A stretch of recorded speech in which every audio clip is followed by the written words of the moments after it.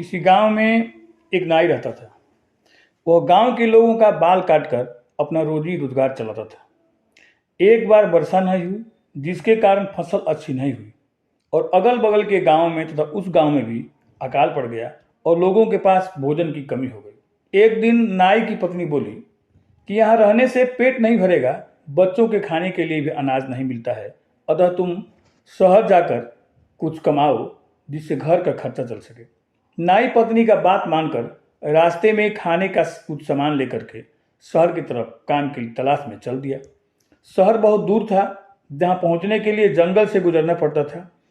चलते चलते उसे जंगल में शाम हो गई, अतः वह एक बड़े से पेड़ को देखकर उसके नीचे बैठ गया और रोटी खाकर वहीं रात बिताने की सोचकर आराम करने लगा।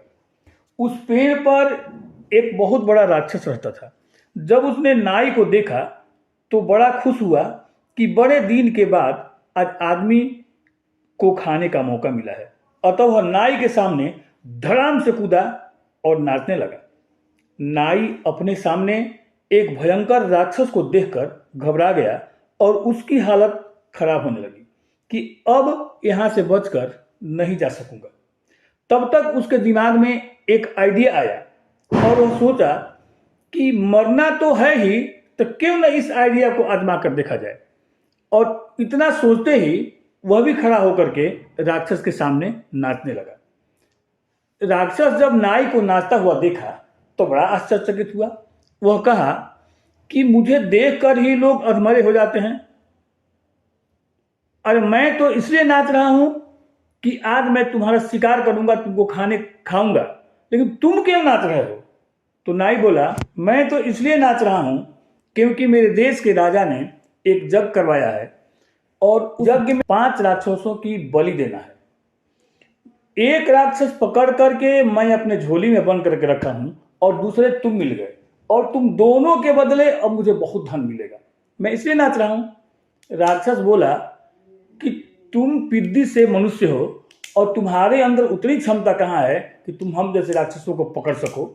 अगर तुम अपने झोली में राक्षस को पकड़ कर रखे हो तो जरा दिखाओ हमको।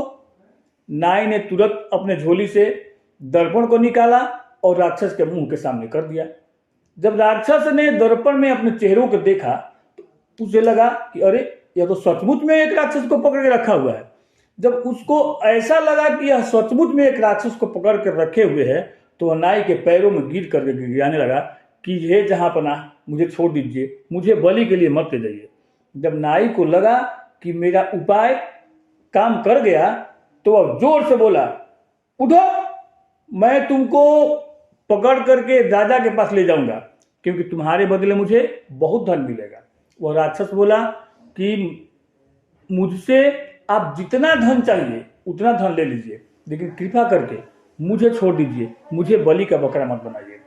तो बहुत अनुनय विनय के बाद नाई ने कहा, चलो ठीक है, तुम मुझे धन दे दो और मैं तुम्हें छोड़ दूंगा। इसके बाद राक्षस ने उस नाई को बहुत धन दिया और वह धन लेकर के अपने घर चला गया और अपने जीवन सुखी पूर्वक बिताने लगा। कहने का अर्थ यह है कि अगर विषम परिस्थिति में भी हम अपने धैर्य को न खोएं, हम अपने विवेक को न खोएं और बुद्धि से काम लें तो उस विषम परिस्थिति को भी हम अपने अनुकूल बना सकते हैं। ओम नमः शिवाय।